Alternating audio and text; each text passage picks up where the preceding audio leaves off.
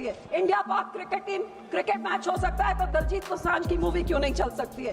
मेरे को कोई इच्छा भी नहीं मैं बॉलीवुड में बहुत महान कलाकार बन जाऊं, मेरी कोई ऐसी। सभी का खून शामिल है यहाँ की मिट्टी में, किसी के बाप का हिंदुस्तान थोड़ी है। वो ये कह रहे कि भाई ये बंदा तो किसी के दबाव में आता ही नहीं है, क्योंकि बाकी के जो लोग हैं वो तो पैसे देके खरीद ले गए या फिर उनको आप किसी भी तरीके से पॉलिटिकल दबाव से दबा सकते हो। भाई दलजीत के दिमाग की वजह से उनकी जो मूवी है वो बच गई, उनका जो पैसा जो डूब सकता था वो भी बच गया और मूवी एक अच्छा खासा जो प्रॉफिट है वो कमा ले गई।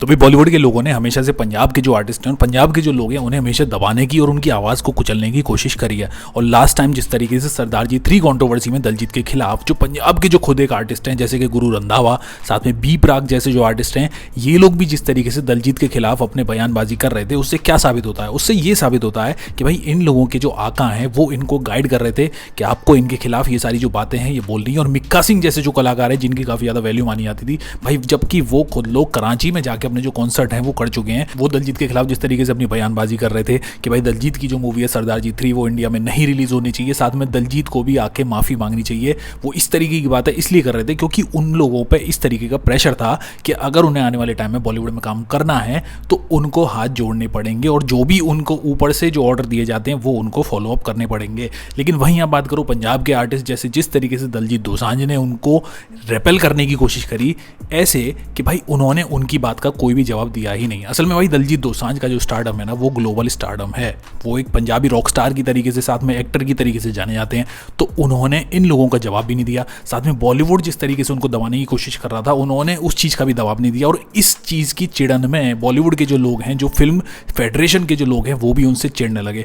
वो इस तरीके से चिढ़ने लगे कि भाई ये बंदा तो फार्मर्स का भी सपोर्ट करता है, ये बंदा अपने जो पंजाब स्टेट है वहाँ के लोगों का भी सपोर्ट करता है, ये हर तरीके से अपनी स्टेट का साथ देता है, लेकिन जहाँ पे बात हम लोगों की आती है वहाँ पर ये खड़ा नहीं होता है। तो इसको इस तरीके से बदनाम किया जाए, खालिस्तान का नैरेटिव क्रिएट करके कि भाई इसकी बर्बादी तय हो जाए। लेकिन हुआ क्या भाई, दलजीत ने अपनी मूवी सरदार जी 3 में, जिसमें प्रोडक्शन के थ्रू पैसा भी लगाया था, उन्होंने इतना तेज़ दिमाग चलाया कि भाई वो मूवी इंडिया में रिलीज़ करी ही नहीं, क्योंकि ये एक क्राइम तो है नहीं। अब इंडिया में मूवी रिलीज नहीं हुई तो क्या हुआ, ओवरसीज में तो रिलीज हो गई, क्योंकि दलजीत को ये चीज़ पता थी कि भाई उसका जो स्टारडम है ना वो इंडिया पे डिपेंडेंट नहीं है। वहीं बात करो यूके की, कनाडा की और बाकी की जो स्टेट्स हैं ओवरसीज में जहाँ पे भी पंजाबी जो लैंग्वेज है उसकी फैन फॉलोइंग है, साथ में इंडियंस भी रहते हैं, वो भी दलजीत को देखना चाहते हैं। उन लोगों ने इस मूवीज़ को देखा, साथ में पाकिस्तान जो देश है उसने भी इस मूवी को देखा और इतना बढ़िया जो कलेक्शन है, मतलब कि इस साल की सबसे बड़ी पंजाबी मूवी जो कि ओवरसीज में कलेक्शन करके आई है वो सरदार जी 3 बन गई। अब इस सारी कॉन्ट्रोवर्सी के भी जो चिढ़ गए जो लोग थे वो थे बॉलीवुड के फेडरेशन वाले लोग। वो ये कह रहे कि भाई ये बंदा तो किसी के दबाव में आता ही नहीं है, क्योंकि बाकी के जो लोग हैं वो तो पैसे देके खरीद ले गए या फिर उनको आप किसी भी तरीके से पॉलिटिकल दबाव से दबा सकते हो, लेकिन ये बंदा दबता ही नहीं है। किसी के बाप का हिंदुस्तान थोड़ी है। तो इस चीज़ से ये साबित होता है कि भाई जो पंजाबी इंडस्ट्री है ना वो किसी भी तरीके से बॉलीवुड से या फिर जो हिंदी बेल्ट या फिर मैं ये बता दूं भाई जहाँ पे संतरे रहते हैं इनके ऊपर डिपेंडेंट नहीं है। संतरे चाहें तो कितना भी बॉयकॉट कर लें, अंधभक्त चाहे कितना भी अपना जोर लगा लें, वो दलजीत का जो स्टारडम है उसको नहीं रोक सकते। और इसी के साथ एक मूवी और आई थी जिसका नाम था आबिर गुलाल। आबिर गुलाल में भी जो एक्टर थे वो थे पाकिस्तानी एक्टर जिनका नाम था फवाद खान। फवाद खान भी भाई एक टाइम पर करण जौहर के साथ मूवीज़ में काम कर चुके हैं और मैं ये बात बता दूँ ये है शायद 2016 और 17 के टाइम पे, और उस टाइम पे भी इंडिया पाकिस्तान के बीच झगड़े चल रहे थे, क्योंकि पाकिस्तान के थ्रू जैसे इंडियन एजेंसीज बताती हैं कि भाई हमले उस टाइम भी हुए थे और उसके बाद भी स्ट्राइक्स वगैरह जो है चल रही थी, लेकिन उसके बाद भी पाकिस्तानी जो एक्टर थी उसके साथ मूवी आई थी, रणबीर कपूर ने भी उसमें काम किया था और वो मूवी रिलीज हुई थी और अच्छा खासा जो बिजनेस है वो कर लिया था। लेकिन बॉलीवुड में उनकी दोबारा से वापसी करने की कोशिश करी जा रही और उसमें जो एक्ट्रेस थी वो थी वानी कपूर। अब भाई वानी कपूर से जब इंटरव्यू लिया एनडीटीवी ने तो उन्होंने इस चीज़ को साफ कर दिया कि भाई दलजीत ने जो भी अपनी मूवी के लिए एक्शन लिया ना वो बिल्कुल सही लिया है और दलजीत ने किसी भी तरीके का कोई भी क्राइम नहीं किया है।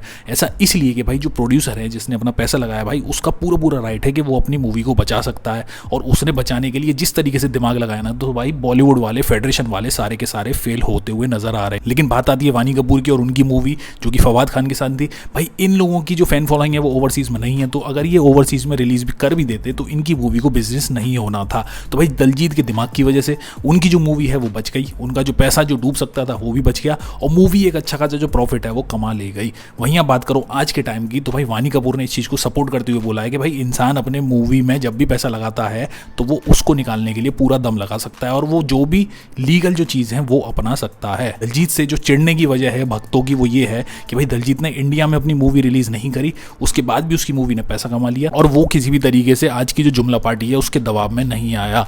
और ये बात बिल्कुल सच दिखती है कि भाई दिलजीत किसी भी दबाव में आज की डेट में नहीं है। अगर उन्हें अपनी मूवी रिलीज करनी है तो भाई करनी है, वो किसी भी दबाव में नहीं है। और साथ में आज की डेट में अगर आप देखो तो उनका जो कॉन्सर्ट है वो भी इंडिया में नहीं होने वाला है। वहीं आप बात करो बॉलीवुड के जो डायरेक्टर्स हैं, जो प्रोड्यूसर्स हैं, वो भी उनको साइन करने वाले हैं, क्योंकि जिस तरीके से बोनी कपूर की आने वाली हिट मूवी नो एंट्री का जो सेकंड पार्ट है उसकी जिस तरीके से तैयारी चल रही है उसकी भी जो डेट्स हैं वो फाइनलाइज हो चुकी हैं। उसमें दिलजीत है, साथ में वरुण धवन है और भी कई एक्टर्स लिए जा रहे हैं, साथ में तमन्ना भाटिया की भी कास्टिंग हो रही है। तो आप सोचो कि भाई जिस एक्टर को एक टाइम पर पूरा जो बॉलीवुड है वो बॉयकॉट करने की तैयारी कर रहा था और साथ में जो फेडरेशन है, जो वेस्टर्न फिल्म फेडरेशन है जो कि बॉलीवुड का ध्यान रखती है, जो CBFC है जो ध्यान रखती है कि भाई ऐसी मूवीज रिलीज ना हो जो कि देश के खिलाफ हो, वो लोग भी आज की डेट में कुछ भी नहीं बोल पा रहे हैं। तो इससे दिखता है कि भाई एक बंदा जब खड़ा होता है तो उसकी जो स्टारडम है ना उससे कितने सारे लोग अफेक्ट होते हैं। मतलब कि ये है कि भाई दिलजीत के इस मूवमेंट से पंजाबी जो आर्टिस्ट हैं उनके अंदर भी हिम्मत आ जानी चाहिए कि भाई हमें बॉलीवुड के जो लोग हैं उन पर डिपेंडेंट नहीं रहना है, हमें अपना जो ऑडियंस है उसका ध्यान रखना है, उसको केटर करना है। अगर वो कोई भी एंटरटेनमेंट की चीज़ अपनी आने वाले टाइम में रिलीज़ करेंगे तो बॉलीवुड उन्हें डरा धमका नहीं सकता है। अगर बॉलीवुड उनको ये धमकी देता है कि भाई हम आपको इंडिया में रिलीज़ नहीं होने देंगे, हम तो आपको बॉयकॉट कर देंगे, ये कर देंगे, तुम खालिस्तानी हो, ये हो, तो भाई उनसे किसी भी तरीके की डरने की ज़रूरत नहीं है। और अपना जो बेस है उसे फॉरेन में बनाने की कोशिश करी जाए। पंजाबी जो इंडस्ट्री है वो जब भी सर्वाइव अच्छे लेवल पर कर सकती है। और अगर इन लोगों के बहकावे में आओगे तो भाई ये लोग आपका खून चूस लेंगे। तरीके से T सीरीज़ ने गुरु रंधावा का भी खून चूस रखा है और बाकी के भी कई सारे जो आर्टिस्ट हैं जैसे मिक्का सिंह जैसे, मतलब अब ये तो भाई टोटल जो है बॉम्बे वाले बन चुके हैं। अब इनका जो है पंजाब से रिलेशन बस भाषा का ही रह गया है। एक्चुअल में जो बिजनेस है वो उनका वहीं से आता है। इनको हिंदी मूवी में अगर सॉन्ग मिल जाए तो ये वहाँ से अपना आप कमा लेते हैं। लेकिन बात करें अगर ऑथेंटिक पंजाबी ऑडियंस की तो भाई वो इनकी ऑलरेडी लूज़ हो चुकी है। और जिस तरीके से इन्होंने दिलजीत के खिलाफ जो बयानबाजी करी थी कि भाई दिलजीत तो देशद्रोही है, ये वो है, भाई वो भी पूरी तरीके से साफ हो चुकी है कि ये लोग टोटली पेड जो अपने ट्वीट्स थे वो कर रहे थे। और इसीलिए गुरु रंधावा का जो अकाउंट है एक्स पे वो भी बैन हो चुका है। तो अब सोचो कि भाई कितनी बड़ी जो साजिश थी वो एक टाइम पे चल रही थी दिलजीत को दबाने के लिए।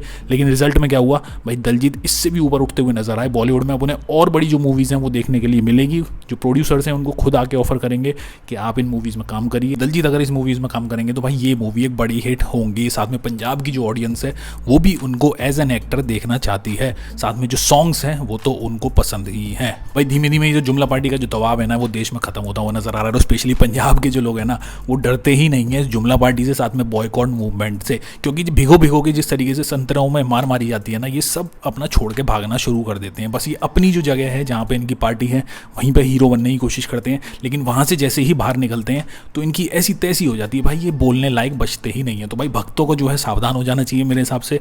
जो पंजाब की जो इंडस्ट्री है वो इनके बिना सर्वाइव करेगी और कैसे भी करेगी। ये लोग तो भाई पीछे भाग भाग के मूवीज़ देखेंगे, गाने भी सुनेंगे और रील्स भी बनाएंगे। क्योंकि आज के टाइम में अगर आप देख लो तो भाई सबसे ज़्यादा जो तगड़ी जो रील्स बन रही है ना वो पंजाबी गानों पर ही बन रही है। तो भाई पंजाबी जो कल्चर है वो इसको अवॉइड नहीं कर सकते ये कितना भी दम लगाने, क्योंकि इनके अपने कल्चर में जिस तरीके से वाहियातगिरी फैली हुई है। अगर आप भोजपुरी का सिनेमा देख लो तो मतलब क्या ही गंद फैल रखी है। आप लोग की क्या राय इस चीज़ के बारे में, आप लोग क्या सोचते हो, आप लोग कमेंट बॉक्स में लिख के मेरे को जरूर बताना। चैनल को सब्सक्राइब नहीं किया तो दोस्तों चैनल को सब्सक्राइब जरूर कर लो, क्योंकि बहुत सारे जो व्यूअर्स हैं वो चैनल को सब्सक्राइब नहीं कर रहे हैं। जो व्यूअर्स हैं वो बिना सब्सक्राइब करे ही चले जाते हैं। तो आप लोगों से रिक्वेस्ट है आप चैनल को सब्सक्राइब जरूर करना, वीडियो को लाइक जरूर करना, वीडियो को शेयर जरूर करना। अच्छा लगे तो मैं मिलता हूँ आपको जल्दी नई वीडियो में नई अपडेट के साथ। सी यू गाइस।